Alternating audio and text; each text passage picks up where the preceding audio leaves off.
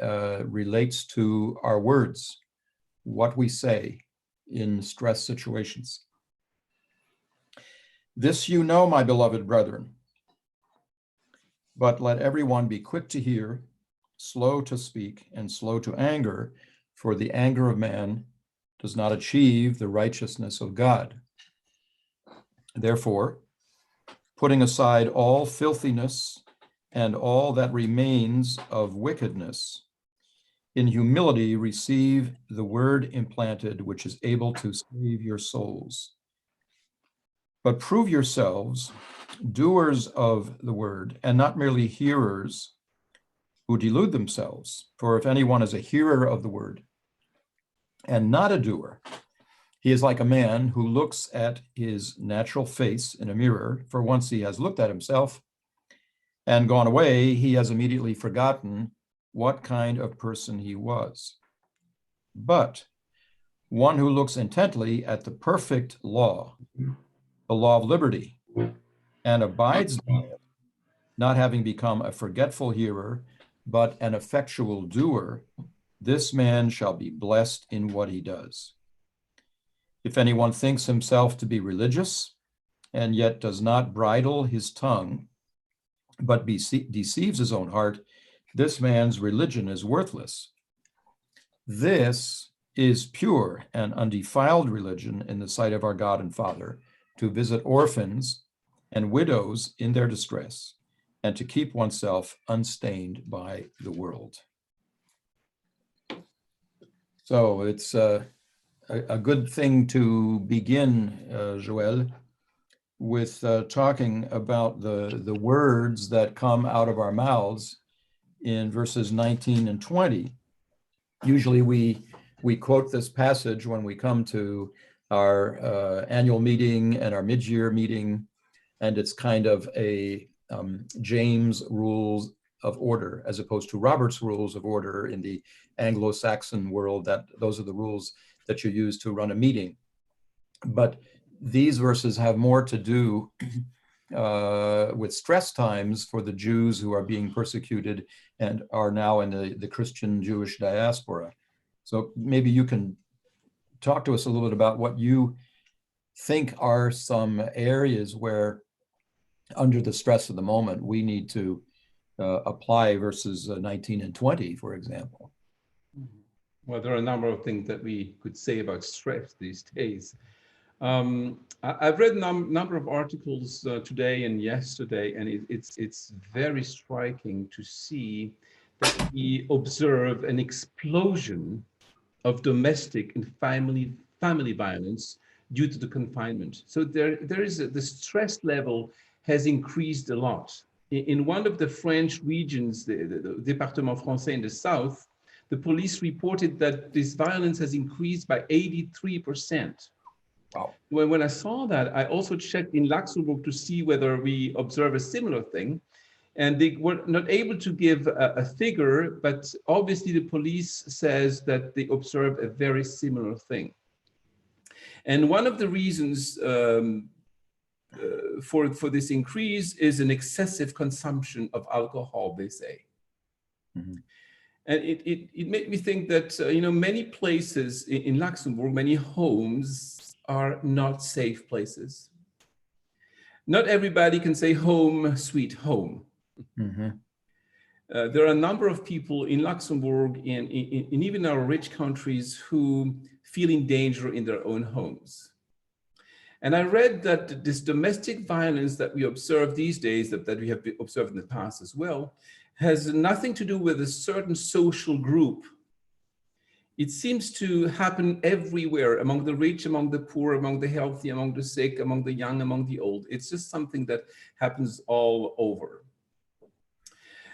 I believe that when we are in a difficult situation, and currently we are, we have a hard time thinking of something else than the situation. So we think of the coronavirus when we get up in the morning, we check RTL or whatever, and we may count the number of deaths we had in France, in Luxembourg, Germany, and so on. Yeah. And if we do not pay attention, I believe that soon we are overwhelmed with fear and anxiety. Oh, okay. And when we live in fear, we tend to become more distracted and even irritable. And when we're irritable, we tend to misinterpret what others say around us. And this in turn creates misunderstandings and lastly, anger. And if anger is not checked, it can turn into violence. These days, we have to learn to live together 24/7, whether we like it or not. And for some of us and for many people, and even among Christians, it's difficult not to be able to do what we'd like to do when we would like them to do, when we would like to do them. So we're stuck here, we're confined. So we must be very careful. And that's why I find that these verses in James very helpful. He says, be quick to hear. And these days, since we're all together in our family, we want to make sure that we listen till the end and not jump on conclusions right away. And also he says, be slow to speak.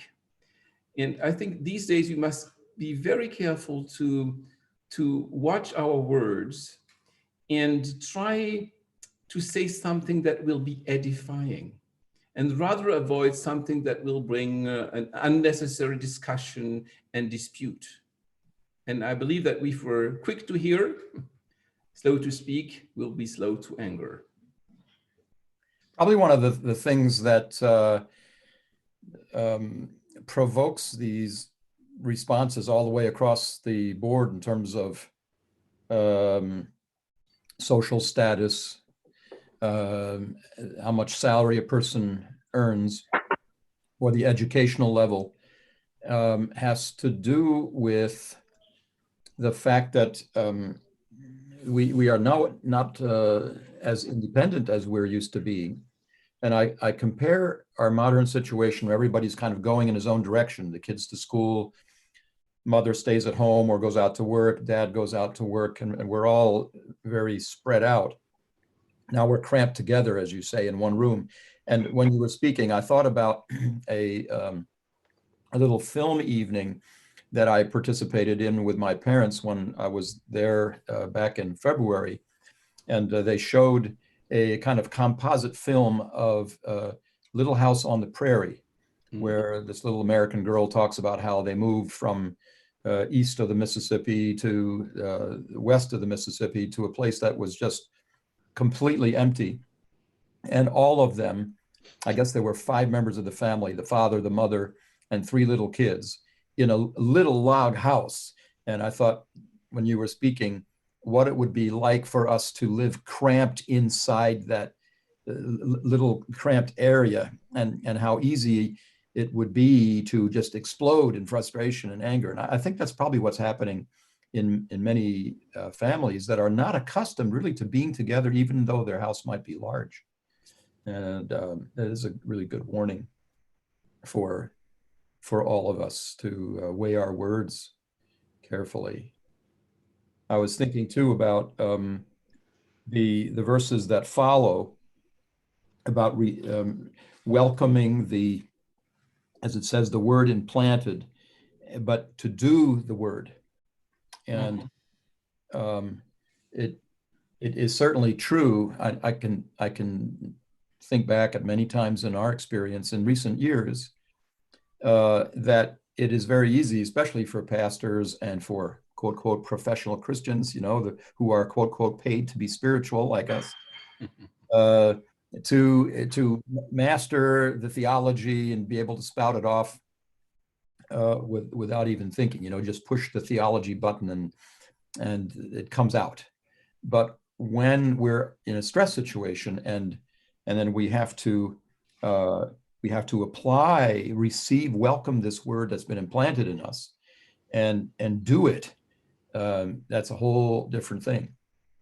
And our church people can certainly pray for us that we will have the kind of patience that we would like others to demonstrate.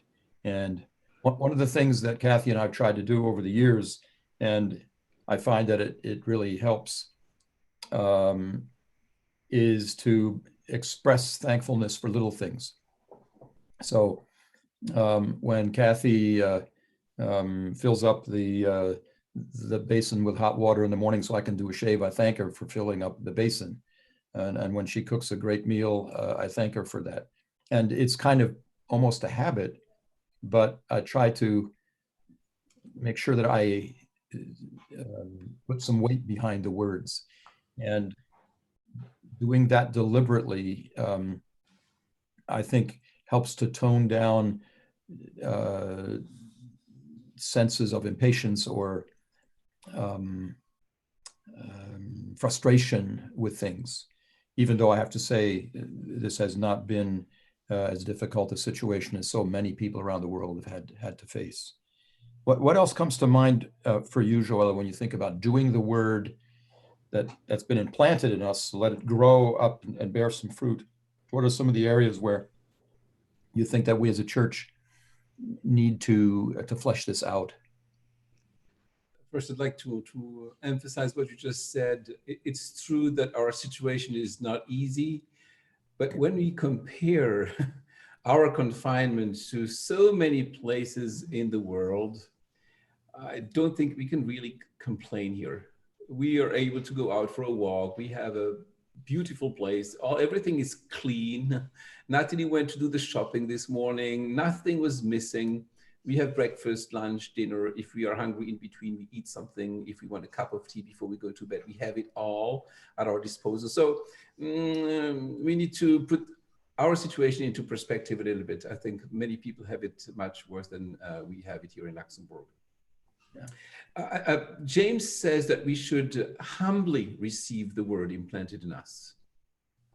And I think that our situation today puts us in a situation where we actually have no other choice than to receive it humbly. And we could go back through everything we have said so far in James 1. We must humbly admit today that we do not have enough wisdom to face this situation. We must humbly admit today that God is indeed in control. We must humbly admit that very often we accuse him of our own temptations when the Bible clearly says in James 1 that God never tempts us in any way. We must admit, as we have seen in James 1, that all our belongings will vanish. And that's humbling, isn't it? Because we spend much of our time just accumulating things. And here we are, and we know that many of those things are not worth very much. But what I like with James, he tells us here to humbly receive the word implanted in us, but he also gives the other side of the coin.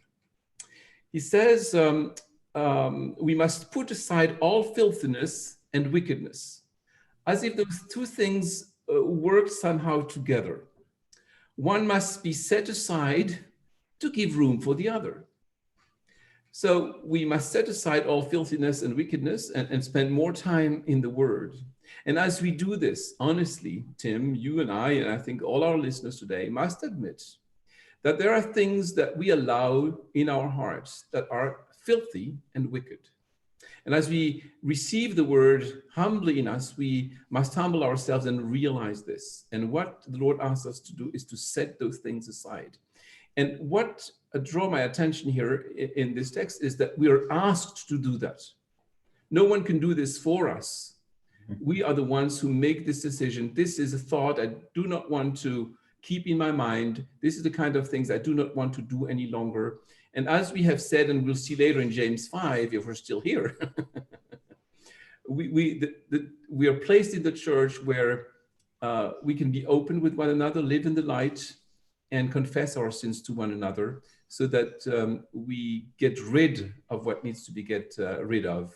And because some sins we're fighting with are definitely strong, and we need help from one another. But obviously, those things work together.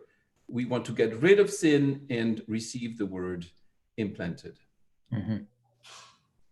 Yeah, they're paired up. I've always thought, and I don't think I was here when you preached this message, Joel, about the man looking in the mirror. I've always thought that the use of the word aner rather than anthropos here refers to the way we men look in the mirror, as opposed to a way a woman might look in the mirror. Mhm. I don't know if you emphasize that. I know that there's some people who feel that it's not a big point, but it is true for many men that they look at them in the mirror in the morning, and then they don't think anymore about what they look like during the rest of the day. Well, that brings us maybe to the next question here, Tim. In what ways might we be forgetful hearers instead of doers of the word? Well, I think that sometimes we can forget our own inconsistencies and weaknesses. And maybe that is one of the blessings of being in a new situation where we are forced to look at ourselves in a new light and see, well, under another stress that I'm not accustomed to, actually, my sinful nature will pop out in ways that I hadn't seen for a while, or not in the same way. The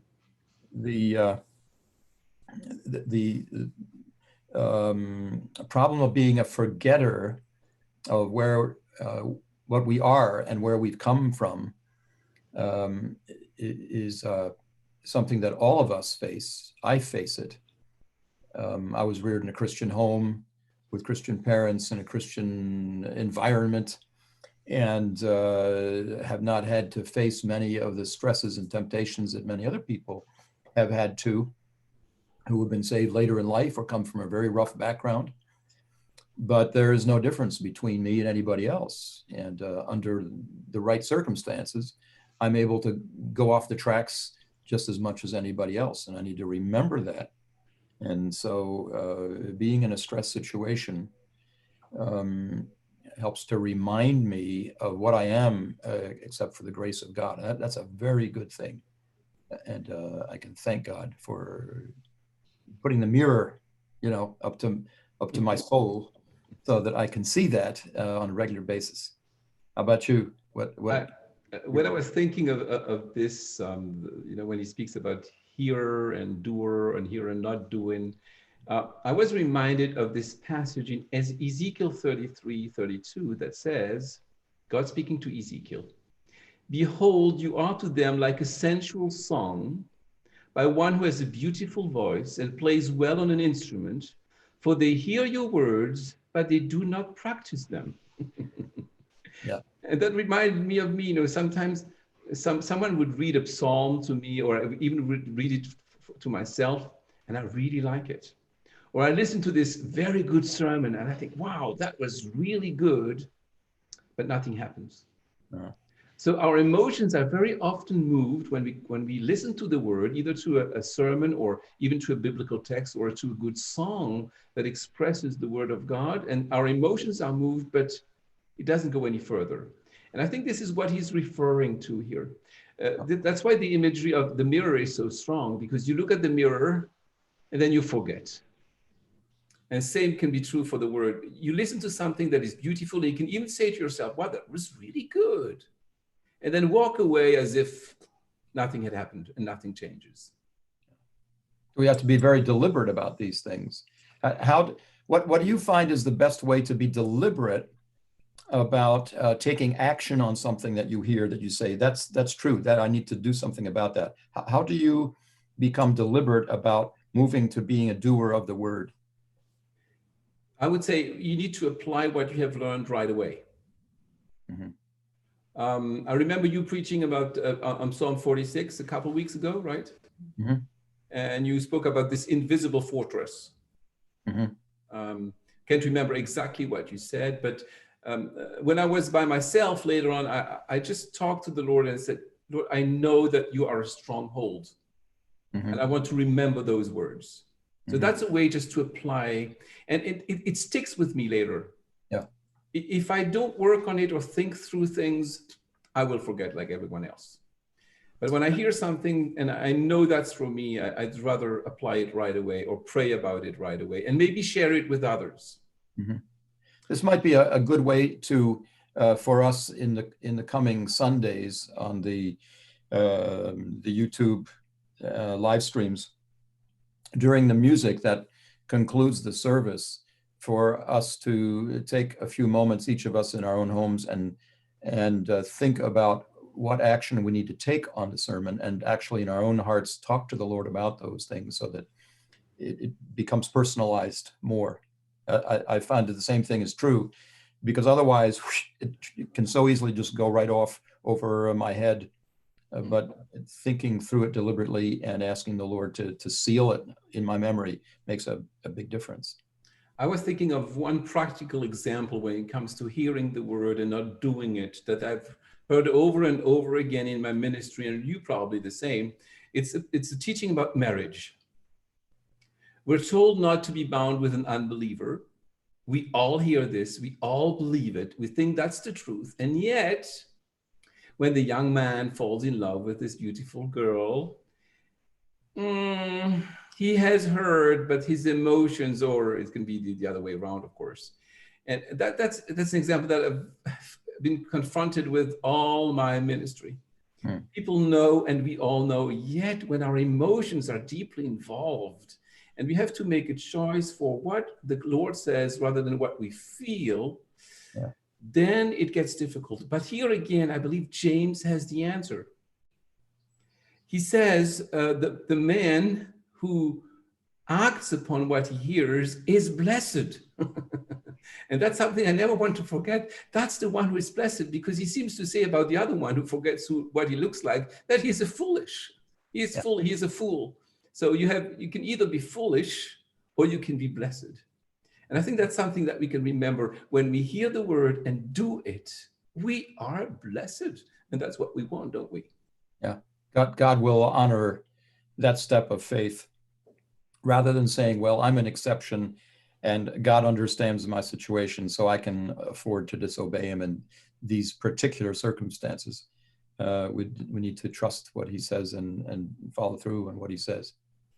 I'm looking at verses 26 and 27, and in a situation where we can't go out and help the orphans and the widows, and at least in that area, express true religion. I was thinking about something that we could do for some of our older people, particularly. Tim, maybe you could read those two verses for us. Read them just for us again, 26 and 27. Yeah, if anyone thinks himself to be religious and yet does not bridle his tongue, going back to what we saw in verses 19 and 20, but deceives his own heart, this man's religion is worthless.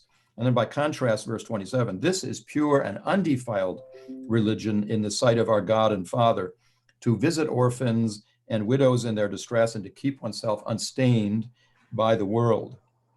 One of the things that I tried to check out last weekend is to see if somebody like Anne Wagner, who's one of our oldest members, I think, and hasn't been able to come to church for many years because of her physical limitations.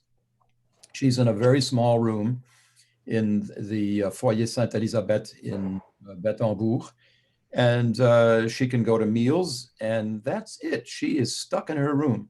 She doesn't have the techie abilities to interact on the internet, and I think this lady needs something to read.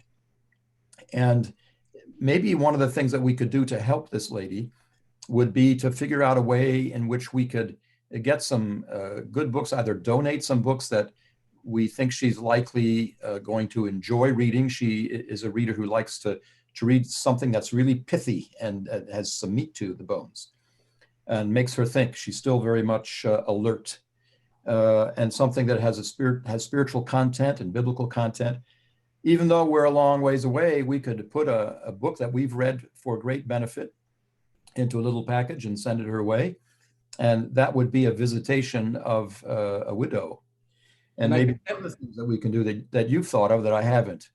I can tell you for her that she really would love that. Natalie has sent her the sermons lately, and she's waiting for them. So every 2 weeks we print them out and make sure that she gets them. So a book she would love that. She loves to read. So I think that's a great idea. there are not many more things that we can do. We can call people, Yeah. we can write to people, but we can make sure also that everybody has what he needs. Yes. So maybe some need a little more support. So we must go around, and we've been doing this and in the last 2 weeks, and I know you have too. Yes. But I realized that this takes time. Yeah. To call everyone or to check on everyone just to make sure that everyone's fine. But that's what we're called to, not only as pastors, but I think the body. And I'm very encouraged to know when I talk to people, when they tell me, oh, I spoke to him or her, and there is something going on in the church. And I'm very, very thankful for the interaction among people. It's So encouraging. in the coming days, we want to make sure in the list of people, just make sure that you call those who are by themselves. And we have a number of singles and a number of people who live by themselves. So we want to make sure to call them and write them or send them a book or something. Send a card. Well, it's one of the things that we used to do back in the Pleistocene era. We'd take a pen and we'd handwrite a note to people. This is now a lost art, but that has more staying power. It has a longer life than an email message. And if you have cards, if you have something called paper in your house and maybe a paper envelope and stamps, and you might have heard of stamps, you can always write a card to someone, write a card to Anne Wagner or someone else, maybe some of our single people. That would also be a good way to reach out. And that kind of positive concern for others will help all of us to keep unstained by the world. And you think you mentioned earlier the temptations that we face when we are by ourselves and when we're stuck at home, and we can move on to things that we shouldn't get involved in just because we don't have enough to do. There are many people, I think, in the group tonight who probably find they have too much to do, but it is nonetheless possible that there are times in the week when you're just bored and you'd like to get out and do something else. And this is a good project to have, to think about the needs of others and to take some concrete steps to fill up the time with this kind of constructive reaching out to meet the needs of others. Very good. I think our time is over for tonight. And we have asked Bogdan